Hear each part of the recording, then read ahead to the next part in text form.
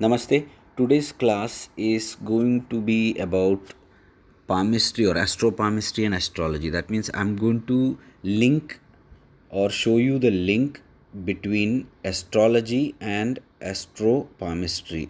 Okay, so we are going to do a linking of both these. The first and foremost thing in astrology, let me start off with astrology. I'm not a great or expert astrologer, but I'm just giving you an idea how we link these two sciences. Now in astrology, you all know that Lagna is most important. Lagna is very important. Lagnesh and Lagna are the two important or pivots, one can say, in a chart. If these two are weak, afflicted, or not in good shape, the person can never attain success. The person will always suffer.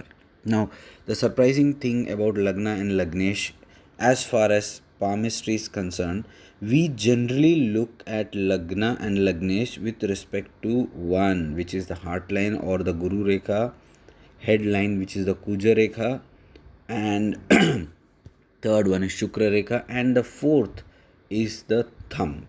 Please note, fourth is the thumb. So what am I talking about? I'm talking about Lagna and I'm talking about Lagnesh. So when we look at Lagna and Lagnesh, we look at these three primary lines, principal lines or Pradhan Rekha, and I will look at this part. Okay, that's the most important thing. Now when you say Lagna is important for Lagna or Lagnesh is important in Jyotish, I'm quite sure that I have learned Jyotish use. I follow the Kerala Paddhati. That means Kerala Parashara Paddhati. It's slightly different. The way we approach astrology is different. I don't know, maybe it's the same, but I'm just giving you my point of view. It could be the same. In Kerala we follow these particular, I'll give you the bullet points. The first thing is Lagna, or second, meaning Lagna and Lagnesh, of course we categorize them. These two are critical. If these two are weak, the entire chart is weak. This is about 50% of the chart is to be seen with respect to these two. If anything is wrong with these two, 50% of the chart is weak, even if you have the best of the yogas or whatever you want to say. Now in Jyotish, in Kerala Paddhati, in Parashara Kerala Paddhati, we check Lagna or rather Lagnesh in all the Varga charts, including D9. So the primary focus is D1 plus the condition of Lagna Lord in all Varga charts or Varga charts, including D9. The D9 is very important in Kerala's system. Without D9, we do not even look at the chart. So D9 is important, but other charts have to be seen if you want to analyze Lagna Lord. First thing you analyze is Lagna Lord. Then you look at the Lagna, whether the Lagna is well placed. That means if there is, let's say for example, okay, I'll just do this. It's a South Indian chart. Suppose this is the Lagna for someone. If there are Papa Graha, that means there is Papa Kartar Yoga, or if there is an aspect, if any other problem is there, any malefic is placed here, etc, etc. So if there is a problem in the Lagna, then again one can say that the chart is not very strong. Okay, now let us compare it with the palm. So when I say Lagna and Lagnesh in Kerala Paddhati, I will now link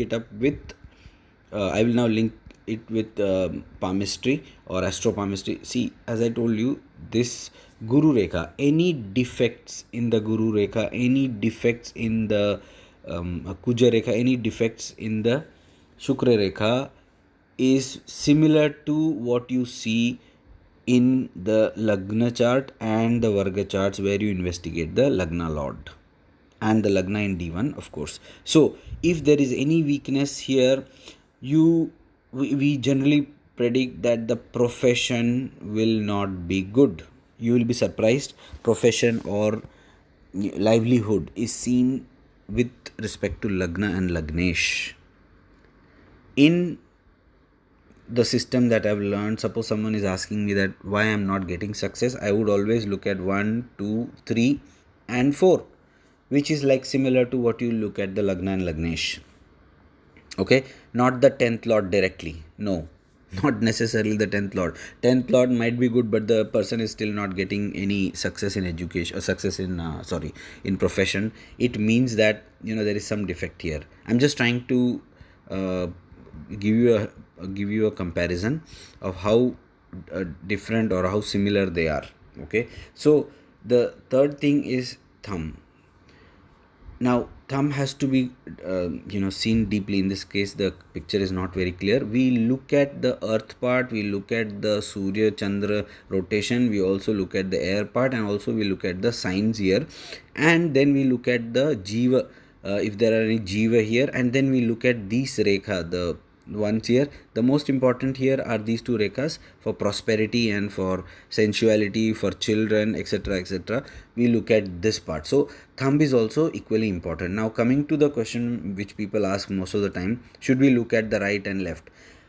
Please note that when you are checking Lagna and Lagna Lord, what do? You look at all the Varga charts, you look at the D1, you look at all Varga charts. Similarly, when you are investigating a particular, or when you are analyzing something in a palm, you will look at the right as well as the left palm. Even if the person is a male or a female, it doesn't matter. You have to look at both the palms in depth. Most of the people just send some pictures and ask predictions. It cannot be given like that, because most of them do not know how to send pictures. Now I'm showing you this picture. Please see how clear this picture is. Look at the line here, this, then this, then this. Are you observing how the line has gone? Here it goes like this, it goes like this, it goes like this. So this is the fate line, that means Shani Rekha. So you can see how the fate line is, but if you take a picture from a distance, the line is not very clear to you, so it is very difficult. You will see it's a straight line. So you have to, the quality of the picture matters. If the quality of the picture is poor, predictions will go haywire, trust me. So I'm coming to the point now. 1 2 3 4. So when you look at the, let's say if it is a male, for a male you look at the right and left palms, you look at the three principal lines. But for a male, what you do is that you only look at the right thumb. Okay, but for a female everything is same, but you look at the left hand thumb for a female. That's the only difference. Okay, so that's very important. So this was about the Lagna and Lagnesh. Suppose the link between astrology and palmistry is astonishing. I'll tell you why. Suppose when I say that the third house or the sixth house is for creating something, or self enterprise or enterprise, or you can say development, etc., etc., you will be surprised. No, it doesn't mean that. But in what I have learned is that third house also shows enterprise. That means self-made, or you do something by yourself, vyapar or business or entrepreneurship, etc., etc. Similarly, sixth house also shows that. Okay, now why is that? Because look, if you look at this part, this is the Budha, that means Mercury. Okay, now Mercury, as per Kal Purush Kundali, it owns the third and the sixth house.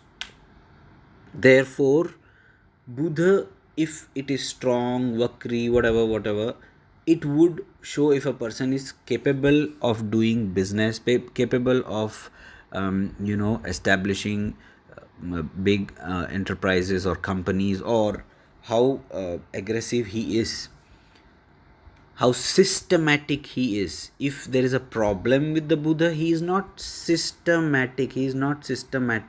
So 3 and 6 also can show how you approach a particular task, or how you approach a particular project. So in the Western palmistry, or in even Nadi, here we say this is Buddha Rekha. This is Buddha Rekha. So Buddha Rekha means what? And then Buddha Rekha is for also for business acumen. it actually matches it, correct. It also shows health. You see, they in the Western palmistry they say health. Why health? Sixth also is for health, diseases. So if there is any problem here, it also means that we are looking at sixth house. Now I feel that one has to go a bit more deeper into this. You see, sixth house is enemies. Am I right? Like, from the astrology, sixth house is enemies. Therefore, any litigations or any problems in a person's life, as far as Shatru is there, it has to be seen from sixth, correct? Agree? But that's not all. Look at the Budha rekha. The Budha rekha travels through a zone. Of course, this is sixth. This area is the eighth house. So the Budha rekha also travels through the eighth house. Now, eighth house is also for enemies. You may not agree with me, but uh, if you look at the classics, I don't know, I've learned it like this. Eighth house is also for enemies. Okay, now the logic, as far as palmistry is concerned, is because the Buddha rekha passes through this. Eighth house is also for occult. You know that, right? Everybody knows that. So if someone asks me if this person is really a good astrologer, or if he is able to do predictions, or if he is having in-depth knowledge, some people are very good astrologer, but they may not have that depth, innovativeness, or out of the box thinking. Out of the box thinking, it doesn't mean only astrology. Out of the box thinking could be research, some invention, or it could be occult, it could be something which usually people cannot comprehend. These kind of things are to be seen from eighth house. Okay, so eighth house is this area. Now what we generally do is that this particular eighth house should have some signs or symbols, maybe a line like this. Please don't think this line of intuition nonsense is being kind of propagated in most of these palmistry books. It doesn't work like that. It is not that a stupid line of intuition means everybody is a good astrologer. No, it is not related to that. This area, the way the mount, this part is oriented, number one. Second, the you see, I'm going to zoom this. You will have to observe the specific nadika rekha. These are nadika rekha in depth, and see if there are signs and symbols of Jupiter, signs and symbols of Shani, etc., etc., which in my previous video I have shown you, and I have explained in depth what are the signs of Jupiter, what are the signs of Saturn. That's one thing. Also, some people have a particular rekha here, something like this. It stops and it merges into the nadika rekha. You have to see the merging. Those kind of people are also very good at predicting, or they can see the future, or they are very good planners, or they can do some innovations, or they are very smart in understanding the patterns and trends. It could be business, it could be occult, it could be anything. Okay, so this is how we generally check. So eighth house here in astrology is also known for occult and all this. It is also known for research. It is also known for Budha, correct? It's for unknown fear or unknown problems are also from the eighth house. Same thing is seen here as well. So I'm just giving you a rough idea about how it is. Now when I say that person is mentally weak or mentally strong or emotional, etc., etc., immediately you go and check the moon. This is the Karka Rashi, correct. Now if you look at astrology, the chart, the fourth house, the KPC fourth house is Karkataka Rashi. Who is the ruler? Chandra, moon. Same thing here, Chandra. Now please remember one more thing. Though the Chandra is shows mental kind of poise, or sukhasthan, or mother, or mentality, etc., it also shows character. Okay, so of course it is not written in many books, but you will see that it also shows character. So if someone has a bad character, good character, you can also investigate in this particular area. Besides that, of course, there's this, and of course there are other parameters. What I'm trying to say is that one of the biggest parameter, or one of the most important parameters, is the karka rashi or the chandra mount. We call it chandra mount or chandra parvat. So it is also important. Okay, character doesn't just mean flirting nature. I'm talking about integrity. I'm not talking about flirtatious. Those are, see, within character there are many shades. So this part is seen for those kind of things, and there are signs and symbols, blah blah blah.